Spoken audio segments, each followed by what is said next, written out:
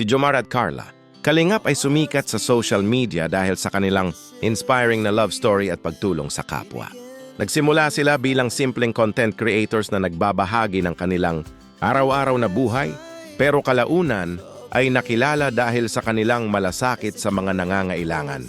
Si Jomar ay kilala sa pagiging masipag at madiskarte, habang si Carla naman ay may mabuting puso at laging handang tumulong, dahilan kung bakit marami ang naantig sa kanilang kwento. Nag-viral sila nang magsimula silang gumawa ng Kalingap content. Mga video kung saan nagbibigay sila ng tulong sa mahihirap, tulad ng pagkain, pera at iba pang pangangailangan. Hindi lang basta content ang ginagawa nila, kundi tunay na pagtulong na may kasamang emosyon at inspirasyon. Dahil dito, mabilis silang nagkaroon ng maraming followers na sumusuporta at humahanga sa kanilang ginagawa.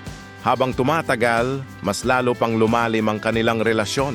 Maraming netizens ang kinilig at natuwa sa kanilang samahan dahil ramdam ang tunay na pagmamahal at respeto sa isa't isa. Naging inspirasyon sila sa mga magkasintahan dahil pinapakita nila na posible ang pagmamahal na may kasamang malasakit, hindi lang sa partner kundi pati sa ibang tao. Pero tulad ng ibang public figures, hindi rin sila nakaiwas sa mga issue at intriga. May mga pagkakataon na kinuwestiyon ang kanilang mga ginagawa kung totoo ba o para lang sa views. Ngunit sa kabila nito, nanatili silang matatag at ipinagpatuloy ang kanilang advokasya. Pinili nilang patunayan sa gawa, hindi sa salita, na ang kanilang layunin ay makatulong. Sa ngayon, patuloy pa rin sina Jomar at Carla sa paggawa ng content na nagbibigay inspirasyon at pag-asa sa maraming tao. Para sa kanilang supporters, hindi lang sila basta vloggers.